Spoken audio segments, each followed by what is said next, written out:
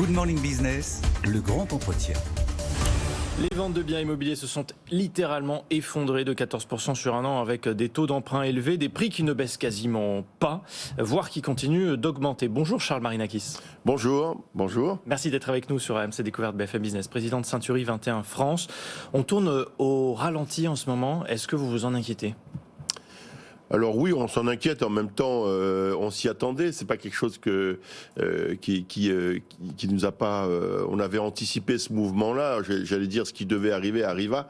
La hausse brutale des taux de crédit, si vous voulez, forcément, a gelé la capacité d'emprunt des ménages. On va dire les a désolvabilisés et donc a eu comme pour conséquence directe de crisper le marché, puisque un certain nombre de ménages français aujourd'hui ne peuvent plus acheter. Du coup, mécaniquement, ça a fait baisser le volume des transactions. Donc vous n'êtes pas plus inquiet que ça, finalement. Non, non, parce que vous savez, ce marché de la transaction résidentielle, dans l'ancien en tout cas, il a cette faculté incroyable de s'autoréguler depuis la nuit des temps. Donc il va une fois de plus digérer cette épreuve-là. C'est plus la brutalité de l'augmentation des taux qu'autre chose.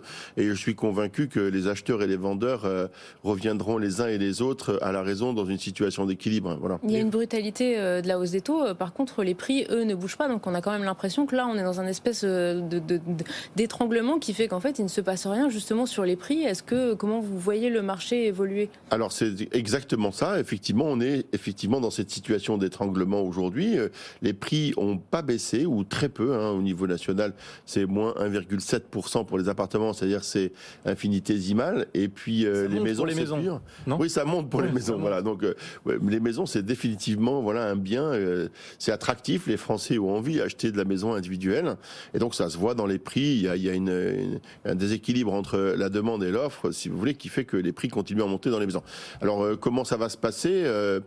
C'est lent, c'est un mouvement qui est lent, si vous voulez. Le temps de l'immobilier n'est pas un temps boursier, c'est un temps qui met des cycles. On comprend parfaitement qu'un vendeur n'a pas forcément envie de baisser son prix spontanément. Et si on était à sa place, probablement qu'on ferait la même chose. Mais il va falloir distinguer, encore une fois, les vendeurs que j'appelle sereins, c'est-à-dire celles et ceux qui sont confortablement installés dans leur résidence principale et qui n'ont pas une nécessité d'un projet immobilier à court terme. Et ceux-là, ils devront choisir soit de rester tranquillement chez eux et attendre des jours meilleurs, si tant est qu'il y en ait, parce que là c'est un jeu aussi, ils prennent aussi un risque, mais bon, ça peut être un risque calculé, ou à contrario, ceux qui ont des projets à court terme, ceux-là, malheureusement, ils devront ajuster leur prix. Mais attendez, Charles Marinakis, vous nous dites que ça baisse pas beaucoup. Enfin, ça monte même dans certaines régions. Prenez la Bretagne, c'est quoi ? C'est plus 6%, 6,2% sur un an. Oui, alors c'est un bon exemple, la Bretagne, parce que, alors vous voyez le volume, puisque vous citez la Bretagne, le volume des transactions a peu chuté, moins 5,8%. C'est beaucoup moins que le national. Ça reste attractif. Ça reste attractif. Ah oui. Donc, vous vous souvenez, il y a quelques mois de ça, je disais, il n'y a plus un marché d'immobilier. Maintenant, il y a des marchés d'immobilier et on est obligé, c'est vrai, d'étudier région par région, parfois même département par département, parce que l'attractivité, le comportement du marché dans certaines régions, vous parlez typiquement de la Bretagne, voilà un département qui souffre assez peu de la tension immobilière. Alors si vous voulez acheter une maison en Bretagne, ça va commencer à devenir cher et compliqué, mais par opposition, vous voyez la Normandie, le volume de transactions a baissé de 25% parce que les prix ont continué à augmenter, et puis on a découvert à l'occasion de ces 6 mois que les acquéreurs français qui, vous voyez, ils ont quand même une forte capacité d'adaptation parce que, naturellement, ils ont utilisé un levier qu'on avait un peu oublié parce qu'on n'en avait pas besoin, qui est la surface. Et donc, ils ont commencé petit à petit à rogner, si vous voulez, sur la surface pour pouvoir rester dans leur budget d'acquisition. On n'en avait pas besoin dans les villes où c'est pas encore trop cher et où on peut faire un sacrifice sur 4 ou 5 mètres carrés, mais dans les appartements parisiens où 1 mètre carré c'est important. Aujourd'hui, quand on se dit je voulais acheter 30 et je vais acheter 26, c'est compliqué. Ah, c'est compliqué, mais alors Paris a toujours été un marché un peu particulier. Toutes les villes n'ont pas 10 000 euros du mètre carré à peu près. Mais oui, alors... Mais ça baisse quand même à Paris. Hein. Oui, ça baisse, moins 6% à Paris. Alors, je pense que sincèrement, Paris et l'Île-de-France, en tout cas là, sur les 6 premiers mois, c'est vraiment les régions et les départements qui ont le plus souffert, notamment, paradoxalement, l'Île-de-France, qui est avec des indicateurs à la baisse et négatifs à peu près sur tous les départements. Mais la surface, c'est un vrai levier que les Français utilisent. Encore une fois, fois, quand je dis qu'on n'en avait pas besoin, c'est que l'accès au crédit permettait de ne pas renoncer à des mètres carrés. Et aujourd'hui, si vous voulez rester dans votre budget d'investissement, à partir du moment où les prix baissent pas, ce qu'on a vraiment observé, si vous voulez, c'est cette équation à 3 inconnus. Il y a 3 paramètres, à la fois le prix, bien sûr, qui est l'élément majeur, le prix du mètre carré. S'il ne baisse pas, souvent les Français renoncent à quelques mètres carrés pour faire l'ajustement de rester dans le même budget. Et si en revanche, et c'est vrai dans beaucoup de départements, c'est ni l'un ni l'autre des leviers ne baissent, c'est-à-dire si les prix baissent pas et qu'on réduit pas la surface, vous vous trouvez dans la situation de la Normandie où les ventes chutent de 25% parce que l'équation économique n'est plus au rendez-vous pour les acquéreurs. Moins 6% de baisse des prix en Ile-de-France, il faudrait une baisse de combien, de 10, 15, 20% pour qu'on arrive à justement pouvoir équilibrer le marché et faire que les gens ne sacrifient plus forcément les mètres carrés ou puissent juste même obtenir un prêt? Alors là, Pauline, je ne vais pas me faire que des amis, si je donne des chiffres. Idéalement, aujourd'hui, si vous voulez, le pouvoir d'achat immobilier des Français a baissé de l'ordre de 15 à 17%. Ça, c'est factuel. C'est-à-dire quand on fait un calcul d'investissement, si je prends un plan de financement basique, cela que vous pouviez acheter 300 000 euros en 2021, vous ne pouvez plus le payer que 265 000 euros. Donc, il y a eu une baisse du pouvoir d'achat. Pour la compenser, les Français ont fait 2 choses, réduit la surface. Ils ont aussi augmenté un peu le rapport personnel pour compenser, si vous voulez, la baisse du montant de l'emprunt. Donc ça veut dire que si on voulait aligner les prix, ce serait 12%. Il faudrait que ça baisse de l'ordre de 12%. C'est impensable aujourd'hui. Enfin, les gens n'ont oui, pas je sais envie que c'est difficile de demander cet effort-là aux vendeurs. Encore une fois, si on était vendeur, probablement qu'on ne recevrait pas très favorablement cette information-là. Après, le prix du mètre carré en France a progressé de 30% en 10 ans. Oui. C'est aussi une réalité, voilà. Donc, bon. Mais est-ce que justement on n'attend pas trop un retour sur investissement forcément d'un investissement immobilier où on se dit finalement le but numéro 1 c'est certes de s'acheter une résidence principale, mais derrière c'est aussi de se dire je vais placer de l'argent, quand je revendrai ce sera mieux, alors que finalement peut-être il faudrait juste se dire déjà j'achète pour acheter et après je pense à la dimension financière. Je vais pas me faire que des amis aussi en disant ça. Mais... Non, mais alors pour le coup moi je vous rejoins totalement et ça c'est un sujet qui est fondamental parce que je considère pour ma part, si vous voulez, qu'on a un peu travesti l'idée originelle de l'investissement dans la résidence principale.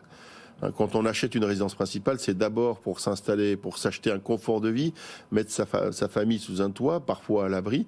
Certes, se constituer un patrimoine en payant un crédit sur 20 ans ou 25 ans, ce qui fait qu'à l'issue du prêt, on sera propriétaire à 100% et on sera constitué un patrimoine. Mais la philosophie originelle, c'est pas de faire de la plus-value. Non. C'est pas ça l'objectif, je veux dire, l'objectif sain et l'objectif familial de la constitution de la résidence principale, c'est pas de faire de la plus-value. Si on en fait, tant mieux. Mais j'ai l'impression que depuis quelques années, on a un peu confondu en considérant que quand on devait acheter 100, mécaniquement on devait revendre 150. C'est pas toujours comme ça. Un marché qui est devenu aussi spéculatif dans certaines villes. On en parlait dans cette émission. On sait que les taux de banque centrale vont continuer à augmenter. On a en ce moment le forum de Sintra au Portugal avec les banquiers centraux des principales banques centrales qui sont réunis. C'est assez exceptionnel. Les taux d'emprunt immobilier vont continuer d'augmenter vraisemblablement. Vous leur dites quoi? Parce que vous nous disiez il y a une minute, c'est compliqué de dire aux vendeurs de baisser les prix. Malgré tout, est-ce que c'est pas aussi votre rôle pour maintenir un marché dynamique, d'inciter les vendeurs à baisser les prix? Et est-ce que, deuxième question, vous ne pouvez pas aussi baisser vos commissions? Alors, 2 choses. D'abord, non seulement c'est notre rôle, mais c'est notre responsabilité que de faire un travail pédagogique auprès des vendeurs pour ajuster les prix. Et en cela, d'ailleurs, c'est ce que peut-être le gouvernement a un peu, parce que je vois que vous faites allusion à l'avis de l'autorité de la concurrence, c'est ce que le gouvernement a un petit peu oublié, c'est que justement, on est un lien fort, un régulateur fort de marché, parce qu'on fait ce travail de terrain, on fait ce travail de proximité, cette pédagogie pour rationaliser les prix. Vous savez, une belle transaction, c'est un prix qui est accepté par un vendeur et acceptable pour un acquéreur. Voilà, donc notre ambition à nous, l'entremise, c'est ça. Est-ce qu'on peut baisser nos honoraires? D'abord, mécaniquement, quand les prix baissent, nos honoraires baissent avec, puisqu'ils sont indexés sur le prix de cession, donc tout le monde fait un effort, y compris, si vous voulez, l'agent immobilier. Quant à ce que dit l'autorité de la concurrence, si vous voulez, il faut savoir que l'ironie, c'est qu'il y a encore 18 mois, on n'avait pas le droit de baisser nos honoraires. parce que la loi Hoguet, celle qui régit les agents immobiliers, nous imposait un strict respect de nos barèmes d'honoraires. Et la DGCCRF, qui est notre organisme de contrôle... À la hausse comme à la baisse. À la hausse comme à la baisse, exactement. On devait être respecté le barème, puisque on a l'obligation d'afficher nos barèmes, ce qui somme toute est tout à fait normal. Et donc, on avait l'obligation de le respecter. Et si vous baissiez vos honoraires, eh bien, vous pouviez être, entre guillemets, réprimandé par la DGCCRF. J'y vois là une espèce d'ironie. Après, si monsieur le maire est prêt à baisser les loyers de 30% et les charges sociales de 50%, on pourra largement baisser nos honoraires. Il nous écoute. Une dernière question, rien à voir, mais pour conclure, un mot sur Courtepaille, puisque Courtepaille, qui est en redressement judiciaire, on recevait le repreneur hier, la boucherie, qui rachète 87 établissements. Ceux qui ne sont pas repris sont en vente sur votre portail de Century 21. Exactement. Comment est-ce qu'on vend un resto Courtepaille? C'est tellement caractéristique. Alors, Toit rouge, correction Hervan, malheureusement, maintenant, la société est en liquidation judiciaire. Ça a son importance parce que les établissements sont fermés. Ils ont fermé vendredi dernier à midi. Malheureusement, les exploitations se sont arrêtées. Effectivement, la société La Boucherie a repris 82 établissements, une grande partie des établissements en franchise et 10 établissements qu'ils ont rachetés en propre dans le cadre de la procédure collective. Alors comment on le vend? C'est sûr qu'il y a une architecture des restaurants Courtepaille qui est très marquée. Ah oui. Mais d'abord, il y a deux possibilités, ou plutôt trois.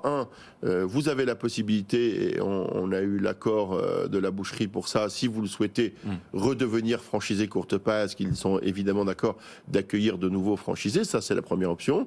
Si vous êtes un restaurateur indépendant, eh bien, il va vous falloir être un peu imaginatif pour restructurer, si vous voulez, l'architecture du bâtiment et puis lui redonner votre propre personnalité, votre propre marque. Et c'est possible, et on a déjà des candidats pour ça. Mais c'est rond, donc difficile. Oui, c'est rond. Et puis, on a aussi des candidatures en ce qu'on appelle, dans un jargon un peu technique, la déspécialisation, c'est-à-dire la possibilité aussi d'installer d'autres activités dans ces restaurants. Voilà.